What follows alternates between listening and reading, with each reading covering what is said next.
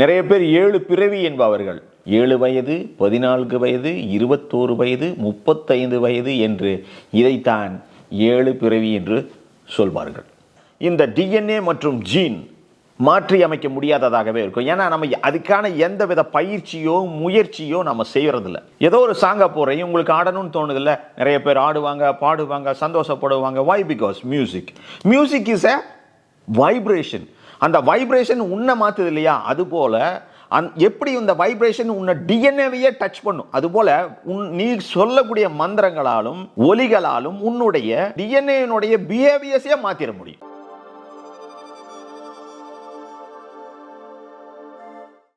Is it is possible to change our own DNA? நம்மளுடைய சொந்த மரபணுக்களை மாற்றியமைக்க முடியுமா? இது சாத்தியமா? அப்படி ஒரு வழி இருக்கா? அதை பற்றி தான் நான் உங்களுக்கு இப்போ பேச போகிறோம். இந்த டிஎன்ஏவை நாம் மாற்ற முடியுமா? டிஎன்ஏவை மாற்ற முடியுமா என்றால் அதை முழுவதுமாக மாற்றிவிட முடியுமா, அல்லது அது குணாதிசயங்களை மாற்ற முடியுமா? டிஎன்ஏ மற்றும் ஜீன் இதெல்லாம் நம்ம பிறப்பில் நம்மளை செல்ஸில் இருக்கக்கூடிய மாலிகுலர் ஸ்ட்ரக்சர். ஸோ இதெல்லாம் மாற்றி அமைக்கிறதுக்கு வாய்ப்பு இருக்கா? இதை மாற்றி அமைப்பதனால் என்ன நன்மை நமக்கு கிடைக்கும்? ஸோ டிஎன்ஏ என்பது செல்ஸ். நம்ம body completely it's made up of cells, chromosomes, tissues. செல்ஸ்ன்னு பார்க்கும்போது இதை டெவலப் பண்ணுறது எது அப்படின்னு கேட்டால் டிஎன்ஏ. டிஎன்ஏ என்பது நம்மளுடைய உடம்பை ஸ்ட்ரக்சரல், இந்த ஹியூமன் ஸ்ட்ரக்சரை டெவலப் பண்ணக்கூடிய building blocks, that is called DNA. DNA உடைய முக்கியமான வேலை, அது ஒரு நியூக்ளியஸ் ஆசிட் பேசிஸ். ஸோ அது உங்களுடைய ஹியூமன் ஸ்ட்ரக்சரை பில்ட் பண்ணக்கூடிய blocks, that is called DNA. And that is உங்களுக்கு ஜீனுன்னா என்னன்னு தெரியும். ஜீன் என்றால் உங்களுடைய ஃபிசிக்கல் பாடியோடைய கேரக்டர், அதுவும் டிஎன்ஏயோட நெருக்கமாக சம்பந்தப்பட்டது தான். ஆனால் டிஎன்ஏ உன்னுடைய ஹியூமன் ஸ்ட்ரக்சரை டெவலப் பண்ணக்கூடிய பிளாக்ஸ். இது ஜீன் என்பது ஃபிசிக்கல் பாடிய கேரக்டர், பிஹேவியர்ஸ்.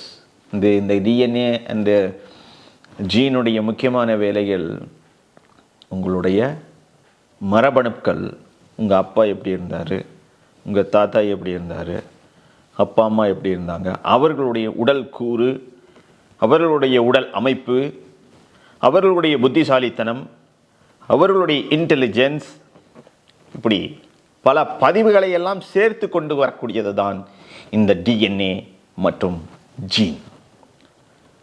இதை நம்ம மாற்ற முடியுமான்னு கேட்டால் மாற்ற இயலும். அப்படி எதற்காக நாம் மாற்ற வேண்டும், ஏன் மாற்ற வேண்டும்? நம்ம வாழ்க்கையில் நம்மளுடைய குணாதிசைகள் மூலமாகவும் நம்மளுடைய பழக்க வழக்கங்கள் மூலமாகவும் டிஎன்ஏ மாற்றப்பட்டு கொண்டே இருக்கும்.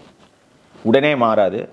நீங்கள் உணவுகளாலும், என்வாயன்மெண்ட்டாலும், இன்னும் பலவித சூழல்களாலும், உடல் அமைப்புகளாலும் இந்த டிஎன்ஏ மாறக்கூடும்.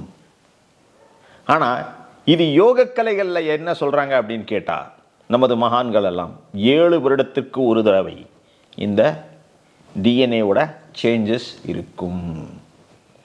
இது ஒரு இம்பார்ட்டன்ட் மெசேஜ், நிறைய பேர்த்துக்கு தெரியாது. நிறைய பேர் 7 பிறவி என்பவர்கள். அது 7 + 14 + 21, 7 வயது, 14 வயது, 21 வயது, 35 வயது என்று இதைத்தான் 7 பிறவி என்று சொல்வார்கள். இந்த டிஎன்ஏவை நம்ம மாற்றுறதுனால ஜெனட்டிக்கோடைய பிஹேவியர்ஸை நம்ம நம்மளுடைய குணாதிசயங்களை மாற்றிக்கொள்ள முடியும். நமது முன்னோர்கள், நமது ஞானிகள் கொடுத்த யோக கலையின் மூலமாக நம்மளுடைய டிஎன்ஏவை சேஞ்சஸ் பண்ணிக்க முடியும். நம்ம உடம்புல கிட்டத்தட்ட மேஜர் கிளான்ஸ், 12 மேஜர் கிளான்ஸ் இருக்குது. Endocrine glands and exocrine glands அப்படிங்கிற கிளான்ஸ் எல்லாமே அதில் இருக்கக்கூடிய என்சைம்ஸ், அது செக்ரியேட் பண்ணக்கூடிய என்சைம்ஸ், பயோகெமிக்கல்ஸ், இதெல்லாம் உங்களுடைய டிஎன்ஏவையும் ஜீன், இந்த மாலிகுலர் ஸ்ட்ரக்சரை மாற்றி அமைக்க இயலும்.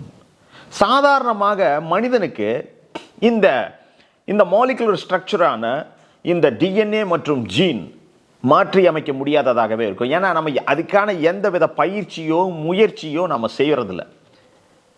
உதாரணமாக இன்னைக்கு ஏற்படக்கூடிய ஸ்ட்ரெஸ், டிப்ரெஷன், இதன் மூலமாக உடம்பில் தேவையில்லாத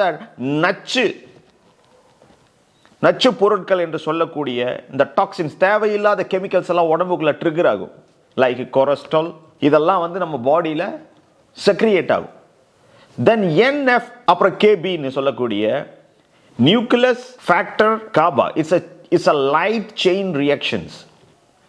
ப்ரோ இன்ஃப்ளமேட்டரின்னு சொல்லக்கூடிய நம்ம உடம்புல அதாவது நல்லதையும் செய்ய வல்லது, அதே சமயத்தில் இன்னைக்கு சயின்டிஸ்டாலையும் சயின்டிஃபிக் ரிசர்ச்சாலையும் நம்ம ஸ்ட்ரெஸ்ஸினாலையும் டிப்ரெஷன்னாலையும் NF KB இதனுடைய தாக்குதல்னால, ஆக்டிவேஷன்னால நம்ம உடம்புல இந்த நோய் எதிர்ப்பு சக்தி குறைகிறது, நம் மனநிலை மாற்றி அமைக்கப்படுகிறது, இம்யூனிட்டி சிஸ்டம் பாதிக்கப்படுது.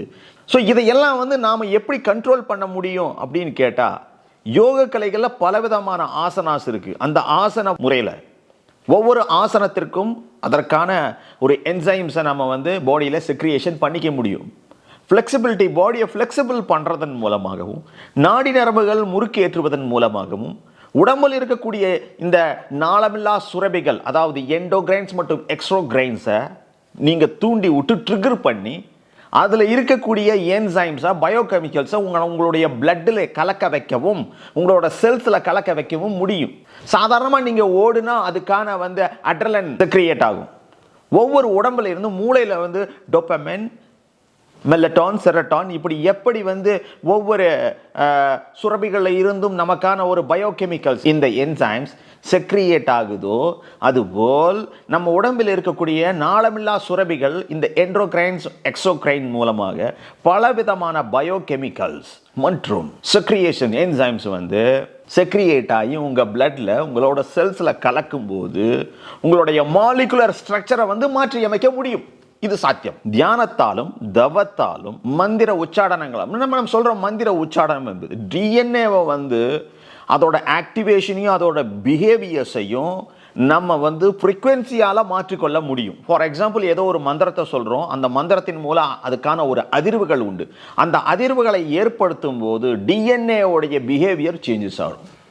இது எப்படி ஆயிருமா? சாதாரணமாக ஒரு எக்ஸாம்பிள் நான் சொல்கிறேன். நீங்கள் ஒரு ஒரு ஒரு ஒரு மூவியினுடைய ஒரு பாட்டை கேட்குறீங்க, நல்ல பாட்டு.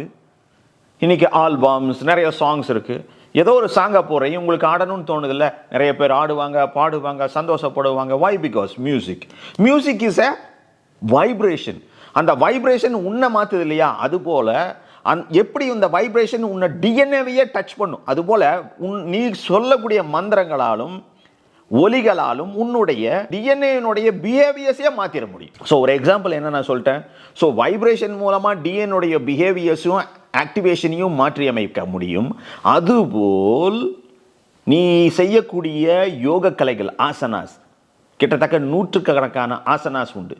அந்த ஆசனாஸ் செய்வதன் மூலமாக உடம்பில் இருக்கக்கூடிய இந்த நாளமில்லா சுரபிகளை ட்ரிகர் பண்ணுறதன் மூலமாக அதற்கு தேவையான என்சைம்ஸ் பிளட்ல கலக்கப்பட்டு, செல்ஸில் கலக்கப்பட்டு, டிஎன்ஏவினுலையும் கலக்கப்பட்டு, அதில் இருக்கக்கூடிய குணாதிசயங்களையும் அதனுடைய ஆக்டிவேஷனையும் உன்னால் மாற்றி அமைக்க முடியும்.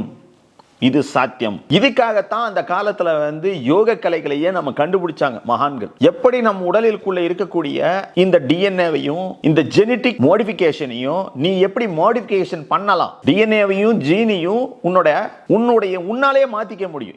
இதைத்தான் அந்த காலத்தில் சொல்லியிருக்காங்க. தன்னால் எல்லாம் முடியும், எதையும் உன்னால் சரி செய்து கொள்ள முடியும். இந்த உடலில் நல்லதும் உண்டு, கெட்டதும் உண்டு. அதை ட்ரிகர் பண்ண வேண்டியது யாருன்னு கேட்டால் நாம தான்.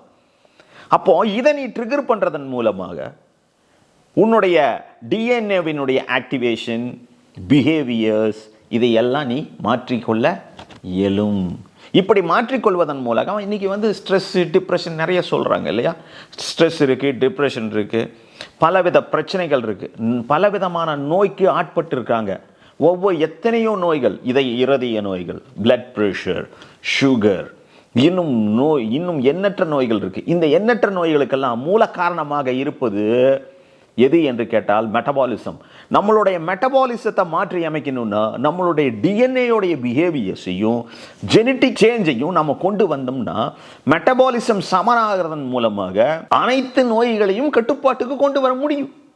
பேசிக்காக எல்லாத்துக்கும் காரணம் மாலிகுலர் ஸ்ட்ரக்சர். அந்த மாலிகுலர் ஸ்ட்ரக்சரைவே நீ மாற்றி அமைச்சிட்ட அப்படின்னா உனக்கு நோய் என்பதே இல்லாமல் போய்விடும். ஸோ இந்த டிஎன்ஏவை நீ மாற்றிக்கிறதன் மூலமாக நீ ஒரு சிறந்த உடல் அமைப்பு கொண்ட சிறந்த மனிதனாக, நல்ல மனம் உள்ளவனாக, நல்ல புத்திசாலித்தனமான அறிவுள்ள மனிதனாகவும் ஆரோக்கியமான வாழ்க்கையும் ஆரோக்கியமான உடலையும் பெற்று வாழ இயலும். அதற்கான சரியான வழி இந்த தியானமும் இந்த யோக பயிற்சியும். நீங்கள் இதெல்லாம் செஞ்சு வாழ்க்கையில் வெற்றி அடையுங்கள்.